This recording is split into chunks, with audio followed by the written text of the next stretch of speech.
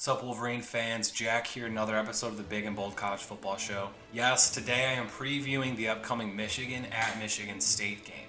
This is the biggest game of the year for both teams up to this point, and it could be the most impactful game of the season for both teams. When you look at the effects that it's going to have on the race for the Big Ten East, in their race for a New Year's Six Bowl appearance, or if we're talking crazy, a playoff appearance. So this is a huge game, the biggest in my lifetime. Both teams undefeated, both teams in the top 10. The agenda for today, I'm going to be talking about sort of a quick update of where both teams are at this point. What has their seasons consisted of? Then I'm going to do my comparison of both rosters.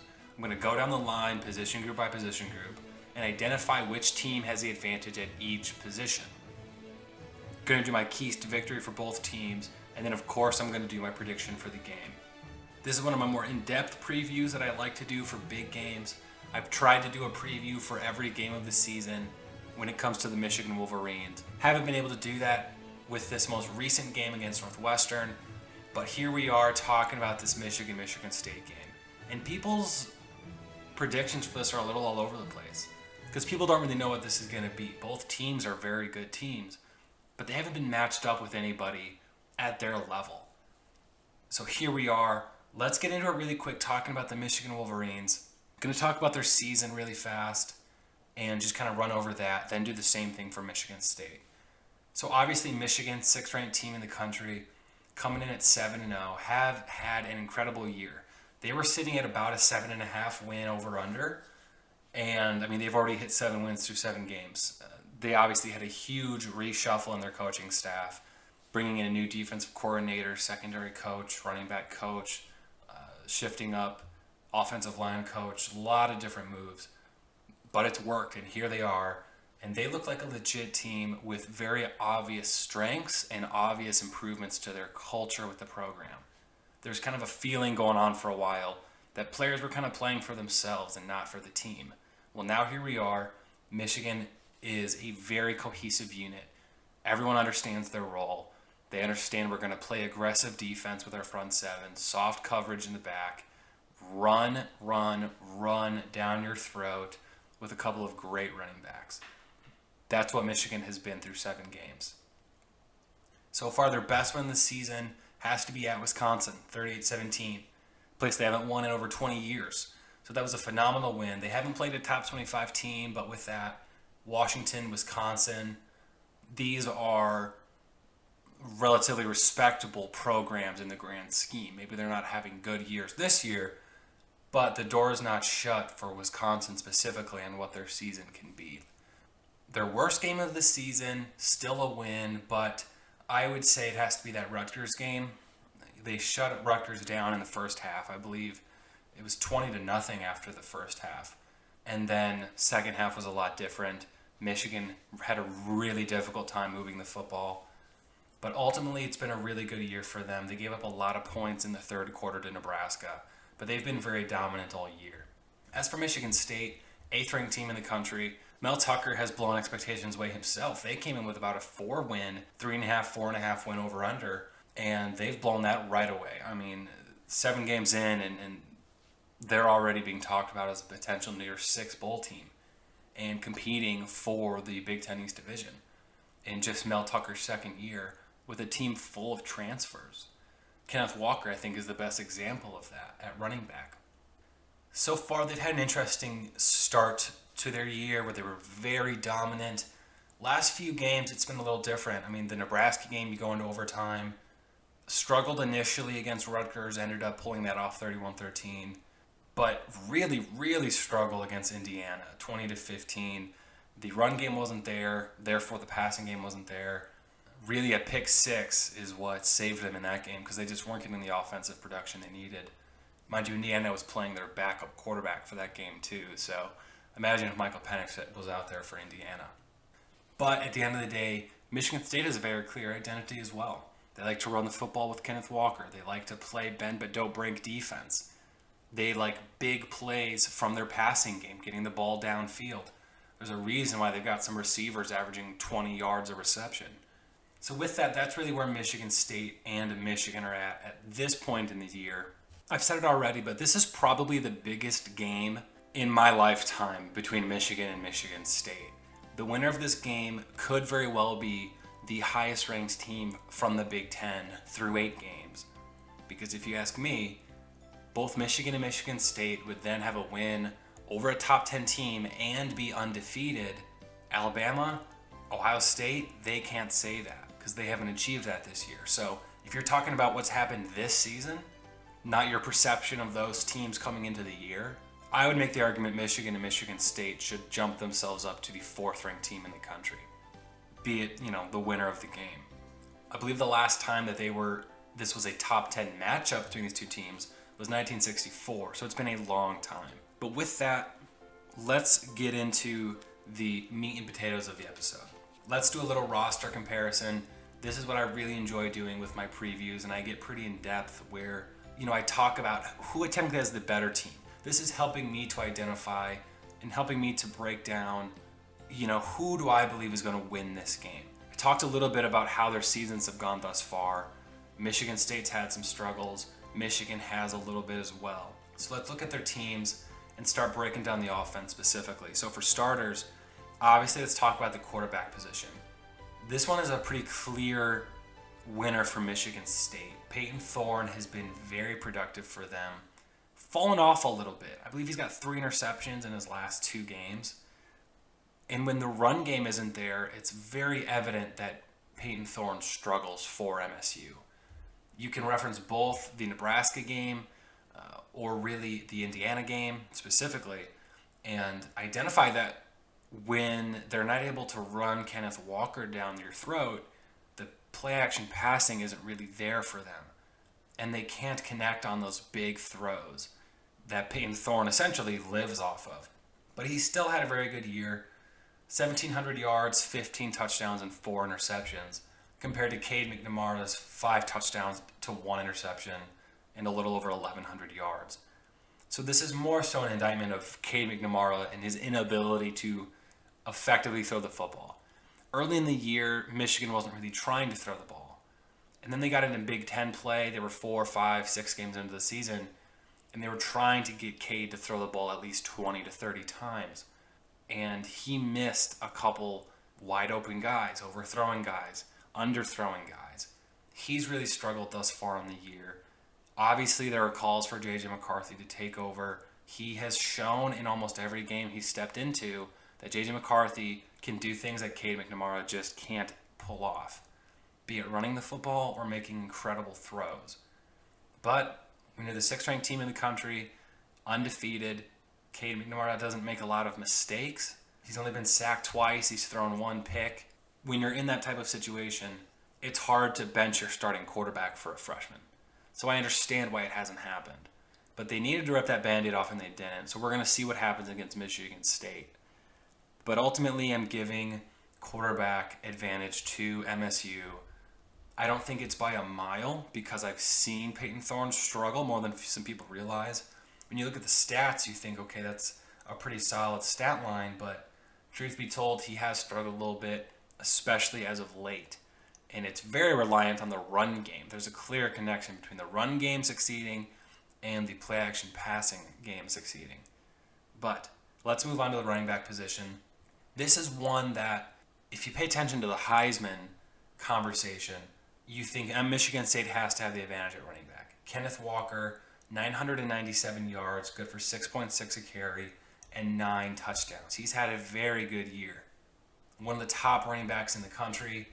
Bijan Robinson for Texas would probably argue against it, but Kenneth Walker has had an incredible season. And the fact that he's a transfer, his first year with the program, it's really impressive. But a couple times now against Nebraska, he was held to 61 yards, only 3.2 yards a carry. And against Indiana, he was held to 84 yards, good for 3.7 yards a carry. So we've seen the formula where teams can try to stop the Michigan State run game. And it's don't let Kenneth Walker bounce to the outside. They're going to try to run him around the tackles constantly over the course of the game, allow him to use his athleticism and his agility to get past defenders and run down the sideline. If you force him to run between the tackles, not nearly as effective. He turns into a 3 to 4 yard a carry guy, not a 6.6. But Michigan State still has a phenomenal run game. Conversely, you look at Michigan, Blake Corum and Hassan Haskins have over 1,300 yards combined and 20 touchdowns between the two of them. They've had an incredible season, thunder and lightning running the football. You average out their yards per carry, it's about 5.6, somewhere around that, when you combine the two of them in their yards per carry. And the crazy thing about it is that Donovan Edwards, freshman, borderline 5-star running back out of high school, he can step in at running back too. So Michigan has this 1-2 punch at running back that works really well, and it's created the number one run game in the country, or at least it's competing to be considered that. And Blake Corum is the number one ranked running back per Pro Football Focus as well. I believe Hassan Haskins comes in at 5th. Now, if you don't care about Pro Football Focus, which if you don't, I understand, then ignore that. Take it with a grain of salt, but that is a very impressive stat to have on their side, is that Blake Corum and Hassan Haskins have been almost unstoppable, with the exception of the Rutgers game. So I give running back to Michigan. Let's bounce on over to wide receiver. This was one I wanted to give to the Wolverines, but from a straight production standpoint, I unfortunately cannot. Now, yeah, a lot of it falls on Cade McNamara, missing receivers, but Cornelius Johnson, Dalen Baldwin, they come in for a little over 500 yards and 5 touchdowns between the two of them. They're the two leading receivers for the Wolverines.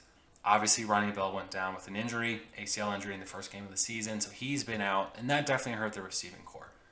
But you have Jaden Reed and Jalen Naylor for Michigan State, who have over 1,000 yards combined and 11 touchdowns. So they're definitely speedsters. They love getting down the field. They're both targeted pretty equally, and they're both great deep threats. So Michigan State probably does have the advantage at wide receiver. I understand that it's not the Michigan receivers' fault entirely for a lack of production, but I have to give it to Michigan State at this point. They've put a lot of good tape out there. So I'll give wide receiver to MSU. Tight end, I'm going to give that one to Michigan. Not going to spend too long on this. But Eric All and Luke Shoemaker have just been more productive than the tight ends for Michigan State. Their number one tight end, receiving-wise, has 5 catches for 48 yards. Michigan State just hasn't really utilized their tight ends. Reason for that is because their offense really lives off of running the football and big, deep passes down the field, so they're not really targeting their tight ends. So I'm going to give this one to Michigan. Not to mention Michigan's tight ends have been phenomenal blockers in the run game, so that's been a big deal for them. Then finally, offensive line. I'm going to give this one to Michigan. It is very close, but I have a couple issues with the Michigan State offensive line. One, they've allowed pressure on Peyton Thorne, and they've allowed him to get sacked 10 times on the season compared to Cade McNamara, who, as I said, he's only been sacked twice. Now, Cade McNamara's attempted 146 passes. Peyton Thorne's attempted 183. So he has attempted just under 40 more passes than Cade McNamara, but he's been sacked 8 more times. Not to mention, Michigan State has an inability to run in between the tackles. It's just not how their offensive line works. Talked about that when talking to the running backs. It's just not a strength for their team. So I'm going to give offensive line to the Wolverines. Their offensive line play has been phenomenal.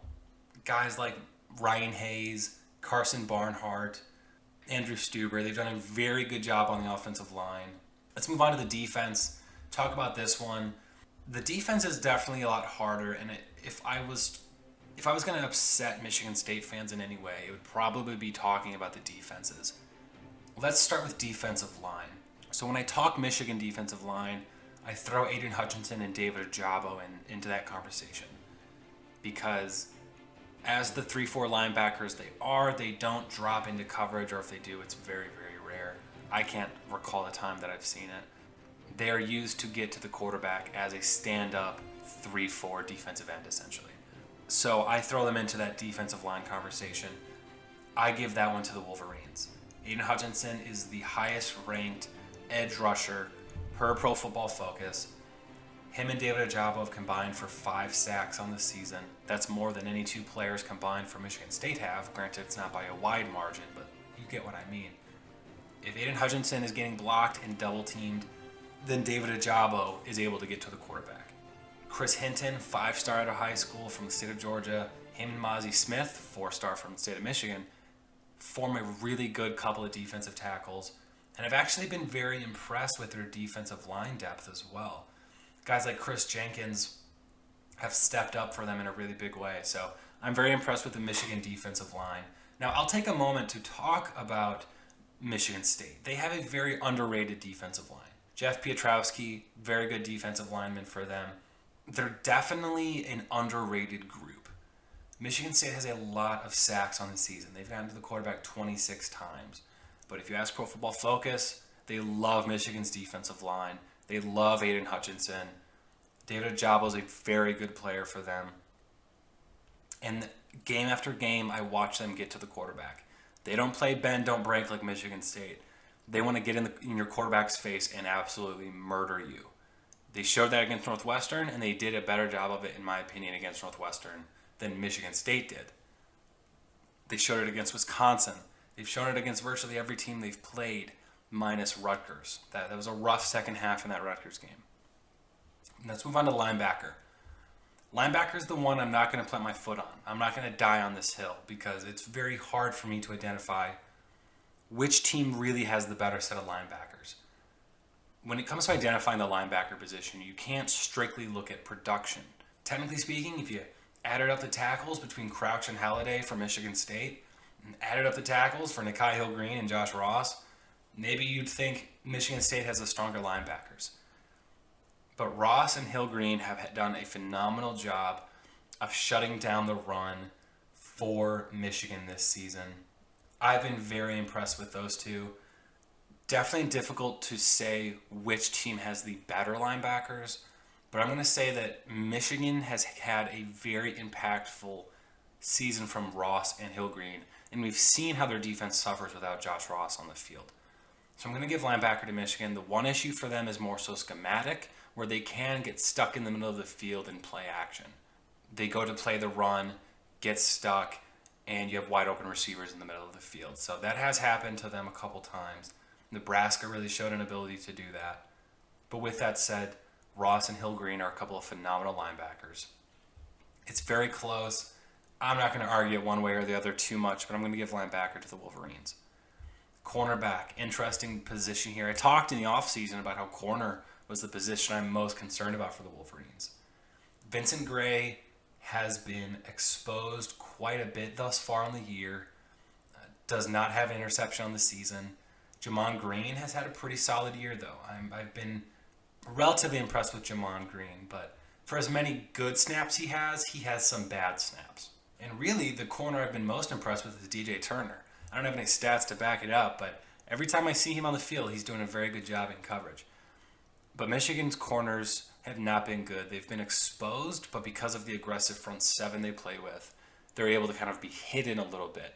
I don't think Michigan State has great corners, but I think they're better than Michigan's. So I'm going to give cornerback to Michigan State. Michigan State safeties actually lead their team in tackles. I think that's a part of that bend but don't break where they've given up some plays.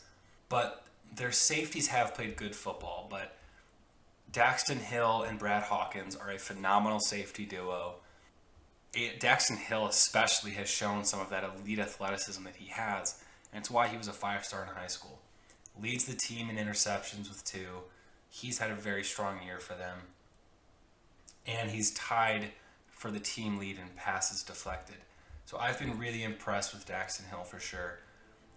Fantastic cover man as well. And like I said, he's a safety. He's not even a corner. If they wanted to, though, they can. And sometimes they use him as a corner as well in one-on-one coverage.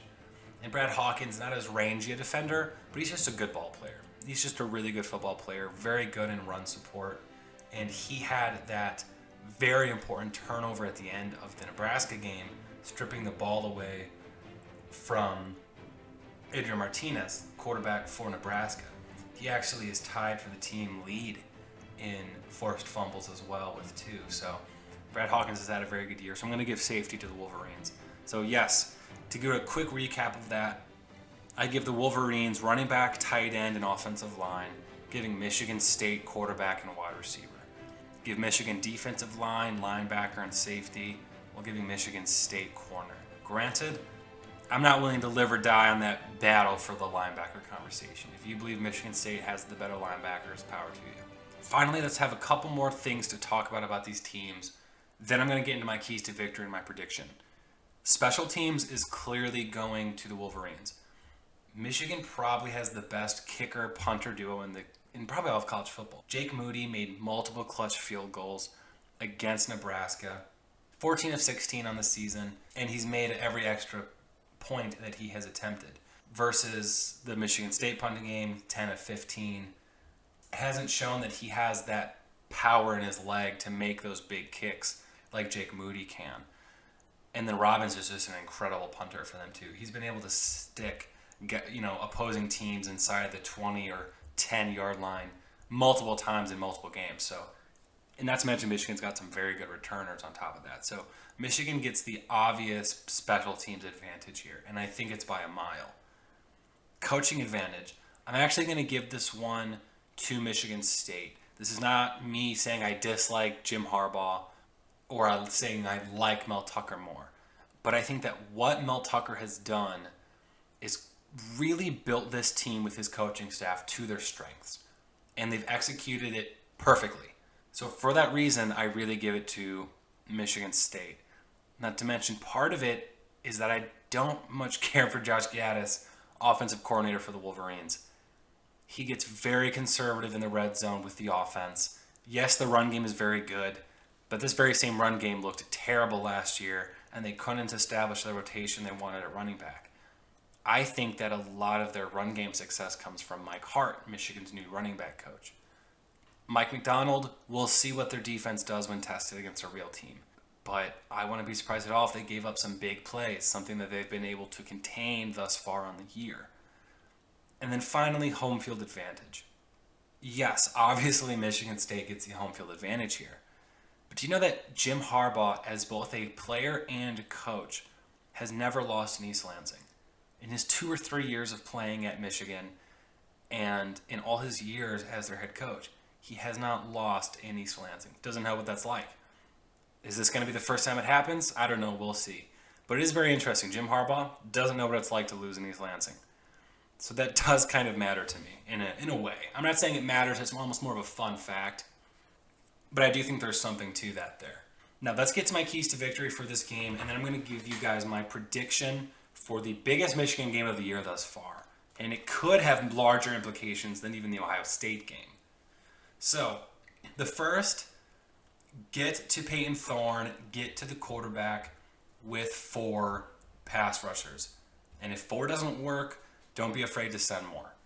If Michigan is able to dominate this game, like they did against Wisconsin, like they did against Northwestern, getting to the quarterback, then I think Michigan State's offense will crumble. Peyton Thorne, I don't think he really likes having pressure in his face. And if they're able to get to him with 4 rushers, Aiden Hutchinson, David Ajabo, Chris Hinton, Mozzie Smith, that base of 4 there in the front of their defense, it's going to be a very long day for Peyton Thorne. Because what Michigan's going to be able to do is get to the quarterback with 4 guys, leave their linebackers back, leave their safeties back, and defend the rest of the field with 7 guys. He's not going to have anywhere to go with the football. And Kenneth Walker's not going to be able to beat you if you're getting pressure with 4 guys. Because now everybody is setting the edge and trying to essentially kill Kenneth Walker. Second key to victory, don't settle for field goals. They've done this a couple times now. I said earlier, Josh Gaddis and his play calling is super conservative in the red zone. They push and push and push and get down to the end of the field and then settle for 3 points. They're going to have to play aggressive. I'm not saying they're going to have to do fake punts and go forward on 4th and 9 in the first quarter, but they're going to have to play aggressive football and aggressive play calling. They're going to have to trust that Cade McNamara can get them those first downs they need, can get the ball in the red zone. I can probably count on one hand how many times I've seen Cade McNamara actually throw the ball into the red zone. There's a reason why he hasn't thrown a football into the end zone in 3 weeks. He doesn't have a passing touchdown their last 2 games. He's only got 5 on the year. Part of it's because their passing game is so conservative in the red zone. I really don't get it. I truly don't. In a game like this, with an explosive offense from Michigan State, don't settle for field goals.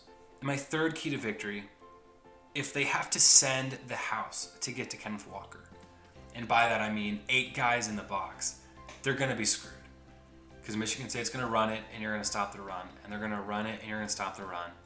And then there's going to be a play-action pass for 40 yards that gets them in the end zone. I'm telling you, I just see it happening now. They can't send the house to stop Kenneth Walker. Between Josh Ross and Nikhai Hill-Green, they need to find a way to limit that run game. If they keep him to around 80 yards, 3.5-ish yards a carry, and keep him out of the end zone, I think Michigan State can definitely lose this football game. Quick keys to victory for Michigan State. Obviously this is a Michigan channel, but let's talk about Michigan State. Force Cade McNamara to beat them. That's pretty obvious. I think that if Michigan's down by 10 points or more, they're going to be forced to throw the football, and I don't think Cade McNamara can do it. And I think J.J. McCarthy's going to take the field. So put Michigan in a position to where they have to throw the ball to come back and beat you. Another key point, kind of the opposite of my key point to victory for Michigan, protect Peyton Thorne. You're talking about some fantastic pass rushers for the Wolverines. And finally, connect on broken coverages in the secondary for big plays. If they're able to connect on 1 or 2 big throws in this game, that could be the deciding factor. Now, granted, in a rivalry game like this, the deciding factor could be 1 or 2 turnovers. We have no idea. In East Lansing, very similar teams. Who knows how this game is going to go? But I'm going to give you my prediction. I've actually been very conservative in my point totals for Michigan thus far. I've been pretty close on some of these opponents they've played, but I've definitely underestimated how many points the Wolverines will score in pretty much all their games this year, with the exception of Rutgers. I have Michigan winning 31-24. I think there's actually going to be quite a few touchdowns scored by each team. Wouldn't be surprised at all if each offense scored 3 touchdowns apiece. But I think the difference is going to be Michigan's ability to apply pressure to the Michigan State defense. If they play that bend but don't break style, Jake Moody's going to hit some 40 or 50-yard field goals, and they're going to get points on the board. And when Michigan does get into the red zone, I think they're going to get creative, and I think they're going to get aggressive for the first time this year in the red zone and try to utilize Cade McNamara to score touchdowns. They haven't really showed their hand in that way yet either this year, because they just haven't done it. So when they get within 20, 30 yards of the red zone, I want to see them open up that playbook and start trying to score through the air. I think that this is probably going to be a game decided by the last touchdown. This is going to be a very, very tough, very hard-fought game, but I think the special teams advantage from Michigan is going to help pin Michigan State back. Got to make life harder on Michigan State. Michigan has some great defenders who are going to try and set the edge. Aiden Hutchinson and David Ojabo, Josh Ross, Daxton Hill, they're not going to let Kenneth Walker get to the outside and break these crazy runs. Now, obviously, if that does happen and Michigan's special team is not a factor in this game, they're probably going to lose. But with that said, I do think it could go either way. It's almost a coin flip, but I'm going to lean back on the fact that I think Michigan has the stronger run game. I think it's going to be really difficult for Michigan State to shut that down.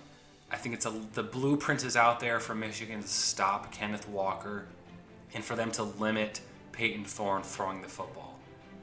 And yes, I do believe if they get down by 10 points or more, J.J. McCarthy is going to see the field. But time will tell with that. My anxiety is definitely building with this game because this is going to be a huge game for both teams. There is a lot on the line here for both. But with that said, are we going to see Jim Harbaugh win probably the biggest game of his career? Or is Mel Tucker going to have one of the strongest starts, at least for a year two coach at Michigan State that we've seen in a very long time, or that I'm aware of? Time will tell. Both very career defining. But I will say, Mel Tucker may be a little head in the clouds with some of these job offers being thrown his way right now. We'll see if by the end of the year he actually deserves those job offers. But thank you for listening, everybody. This has been a great episode. I hope you guys enjoyed the breakdown.